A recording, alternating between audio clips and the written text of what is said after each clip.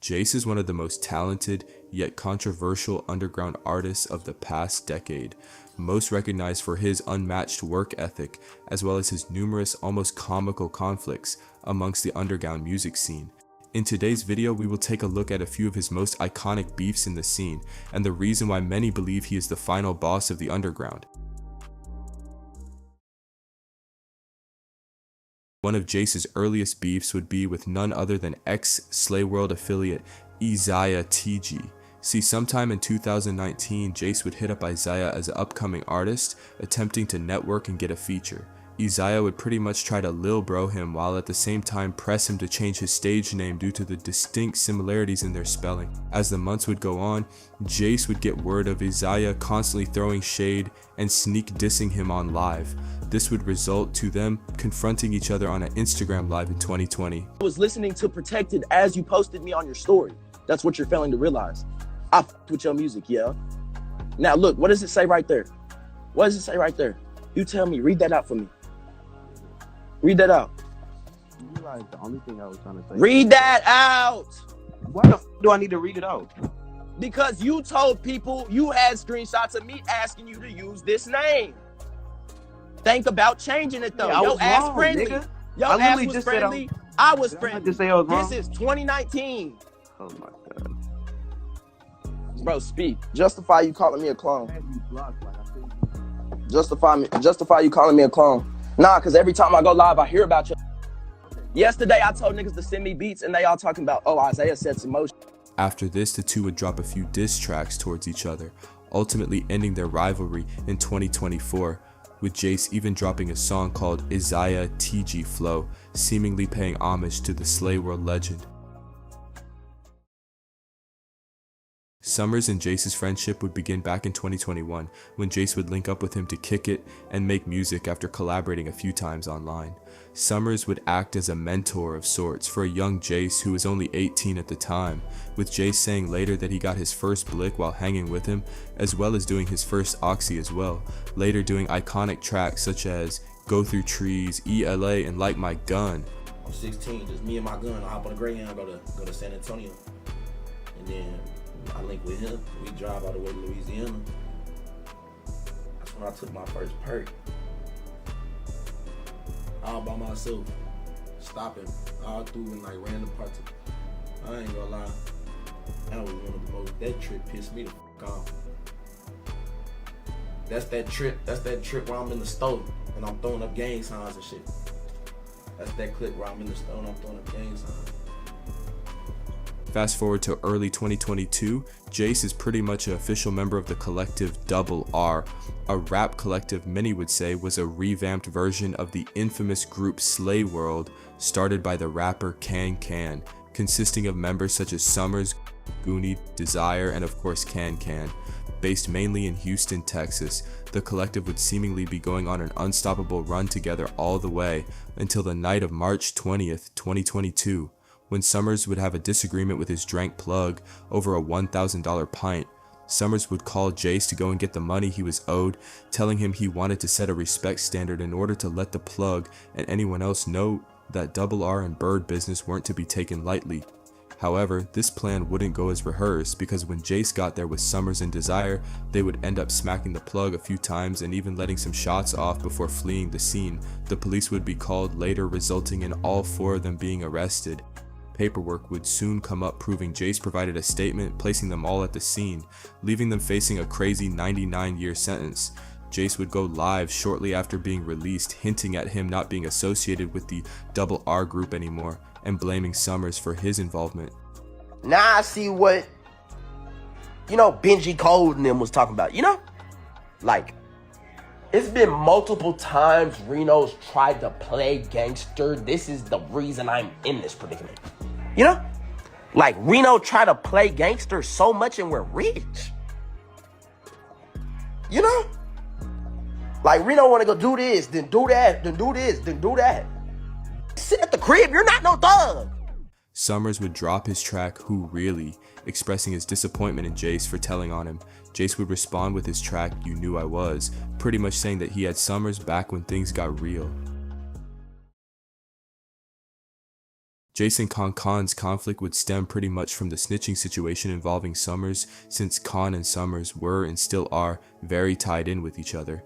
Unlike Summrs, after the situation, Kan would send the most hate towards Jace, choosing to clown and diss Jace for apparently snitching almost every chance he got, going live sometime after their arrest to speak on the situation. Man, bro, so crazy.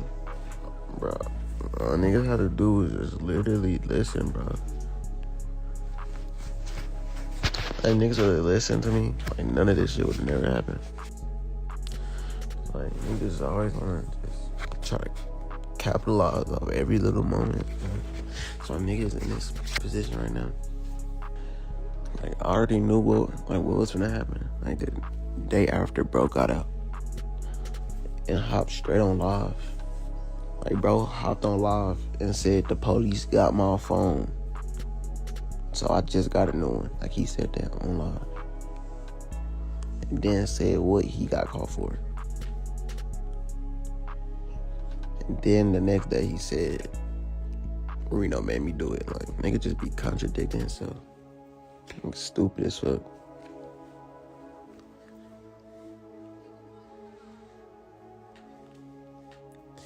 And y'all talking about he folded for food, nigga. He didn't even get to eat food. Cause on the statement, nigga, when they arrested him, it literally say, nigga, they read him his rights and he waived his rights and started talking instead of saying, nigga, can I have a lawyer? Like, nigga didn't even eat food. Like, he probably went to, the shit is 16 pages, bro, 10 or 16 pages.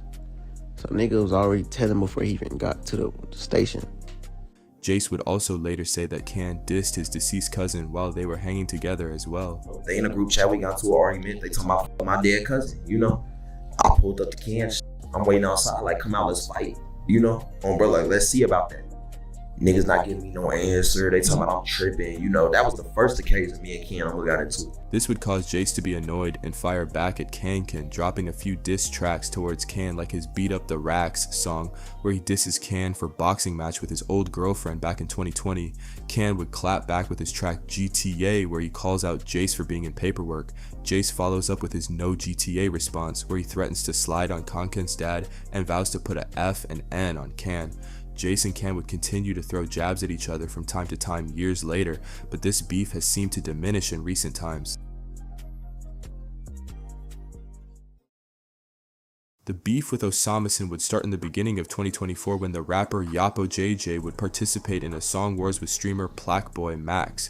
Yappo would have a line about people being in paperwork. Osamason would be live listening to this and seemingly throw a slick jab at Jace.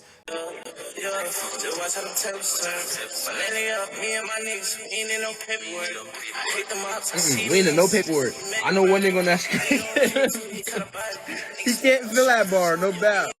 Nick can't nod his head at that. Jace, of course, would drop a sneak diss track titled Who Is He, where he mentions Osamason being an opium clone. 1 month later, Jace goes live and disses Osamason. I'm dissing first. They diss me first. You know that said diss me first. He want to be opium. He's not opium, man. What are you talking? But is weirdly ignored, most likely due to Osama gearing up to drop his highly anticipated album Flex Music at the time. Jace would again throw shots at Osamason on his story, hinting at Osama's past in Goose Creek, South Carolina, and old videos of him doing TikToks and shaking his behind like a bop. Osamason would respond on his story saying that regardless of what's being dug up, the media doesn't know him. Jace would later record and release the official diss track Goose Creek in May of 2024, officially ending the beef between the two.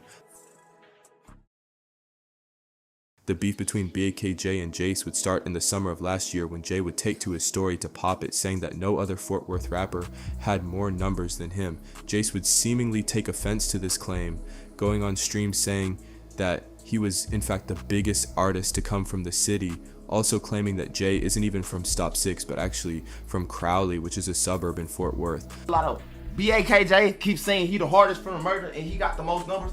Stop it. All your numbers on YouTube is fake. And you from Crowley. You said you was from Stop 6.